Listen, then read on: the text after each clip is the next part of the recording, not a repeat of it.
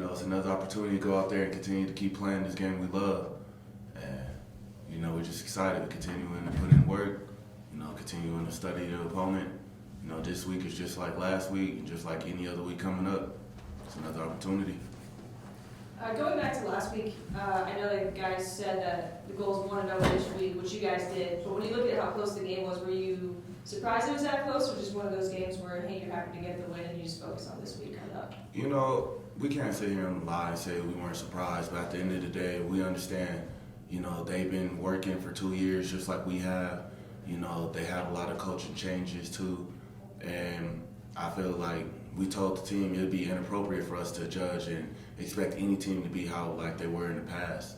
So we can't look at who they were 2 years ago now. So we truly have to live by is 1-0 each week. No more looking past any opponents. Every opponent's out to get us. That's nothing new, but it's more emphasis now.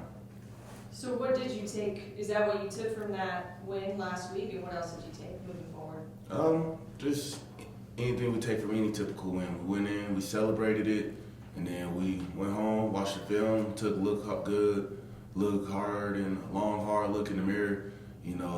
Humbly watch the film, see where we could get better at as individuals, where we get better as a team, and then just continue to come out and find ways to improve our chemistry, improve, our attention to detail, and just continue to improve as a unit. I mean, with the exception of Grand Valley State, you guys, locked down in the first half. You only allowed, 8 points to Black Hill State going into the fourth quarter there. What's changed since that game in Allendale, and how have you guys improved after Black Hills now going into South Dakota Mines? We just continue to just work on our chemistry, like I said. Starting to figure out where some of the guys' strengths are.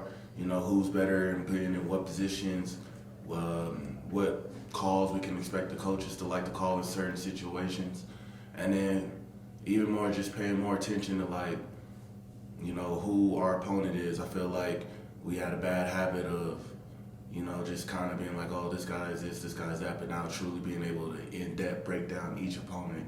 So now we feel more confident going this week than we have the past 4 weeks. I was going to say, is it more challenging because you guys didn't play in 2020? Do you still have a good grasp on the teams that you're facing when you have just about a week to prepare? How has that changed, if it has at all? Oh, it's definitely changed a lot. It's definitely been a challenge, no doubt. But at the end of the day, I remember even talking to my brother the other day. At the end of the day, we know football is going to be football. And we go out, we focus on who we are. We focus on, what our schemes is. We want to be able to break down opponents, but had we even played in 2020, it would still be, we're only focused on that opponent after the following week. So it's a week to break it down with or without that season. So it becomes a little more difficult those first couple games because going into Commerce, we didn't have really much film, neither going into Allendale. And now we're starting to actually get film on guys, actually have a few games to break down. So now we have more of a grasp of our opponent is. Week 4 for you guys. What's the identity of this team now that you guys are gelling a little bit? Same identity as we always been. A team that's going to go out, fight like we know how to fight, both sides of the ball, continuing to encourage each other, and to celebrate more than we ever have. It's our identity we've been really pressing on now. We feel like we've been coming out flat. We feel like we've been lacking the juice that we've had in the past. And that's been the emphasis this week, is to really encourage each other, both sides of the ball.